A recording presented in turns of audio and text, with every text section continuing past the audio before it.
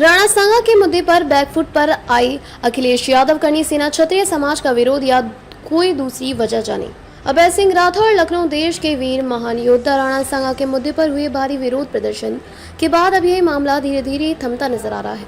राणा सांगा पर अपने विवादित बयान को लेकर सपा सांसद रामजी लाल सुमन ने भले ही माफी नहीं मांगी है, लेकिन सपा मुखिया अखिलेश यादव इस मुद्दे का तुल नहीं देना चाहते हैं।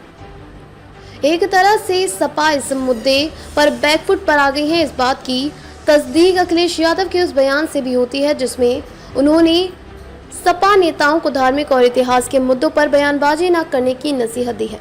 अखिलेश की इस नसीहत के पीछे आगामी विधानसभा चुनाव के साथ ही उनकी भविष्य की राजनीति में क्षत्रिय समाज और राणा सांगा को मानने वाले लोगों का विरोध माना जा रहा है। उधर राजनीतिक विश्लेषकों का कहना है कि राणा सांगा के मुद्दा कभी भी पॉलिटिकल नहीं हो सकता है, ना ही उन्हें सिर्फ एक कास्ट के जरिए देखा जा सकता है। वो देश के एक महान योद्धा रहे हैं, इस नाते उन्हें हर धर्म के लोग मानते हैं।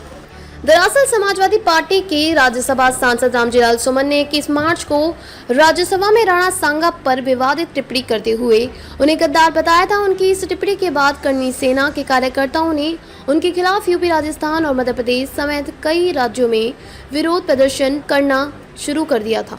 करनी सेना ने आगरा स्थित सपा सांसद के घर को घेराव कर जमकर बवाल किया था। लखनऊ में भी करनी सेना और क्षत्रिय समाज ने जोरदार प्रदर्शन किया था। राणा सांगा को लेकर समाजवादी पार्टी के खिलाफ हो रहे विरोध प्रदर्शन के बाद अखिलेश यादव के अपने नेताओं को दी गई नसीहत के बाद ऐसा माना जाने लगा है कि अखिलेश यादव की पार्टी अब राणा सांगा में मुद्दे पर पूरी तरह से बैकफुट पे आ चुकी है। हालांकि अखिलेश शनिवार को रामजी लाल सुमन से मुलाकात करने उनके आगरा स्थित घर गए थे, लेकिन उन्होंने सपा सांसद के राणा सांगा को लेकर दिए बयान का कहीं भी समर्थन नहीं किया। उधर जानकारों की माने तो राणा सांगा के मुद्दे पर अखिलेश को नफा कम नुकसान ज्यादा होने की संभावना थी, क्योंकि जिस तरह से इस मुद्दे को लेकर दलित वर्सेस क्षत्रिय की लड़ाई बनाई जा रही थी, वह मुद्दा कहीं भी टिकने वाला नहीं था। राणा सांगा एक वीर महान योद्धा थे, वो देश का गौरव है, उनको मानने वाले संख्या हैं और हर वर्ग से हैं।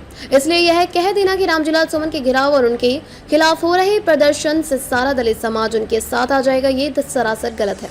सपा सांसद का विरोध उनके बयान की वजह से हो रहा था और फिर रामजी लाल सुमन दलितों के इतने बड़े नेता भी नहीं है कि वे अपने दम पर दलितों का वोट सपा को दिला सके। हाँ, इतना जरूर है कि अगर अखिलेश राणा सांगा के मुद्दे को तुल दे देंगे तो उन्हें नुकसान जरूर हो जाएगा। इस नुकसान की भरपाई करना भी मुश्किल हो जाएगा। काल बनकर टूट पड़ने वाले राणा सांगा का नाम सुनकर दुश्मन भी डर से कांपते थे। महाराणा कुंभा के पोते राणा सांगा, जिनका जन्म 12 अप्रैल 1482 को बैसाख कृष्ण पक्ष नवमी के दिन हुआ था, उन्होंने अपने आसपास की रियासत को जीतकर अपना परचम फहराया था। 30 जनवरी 1528 को चित्तौड़गढ़ में राणा सांगा को षड्यंत्र के तहत जहर देकर मार दिया गया था।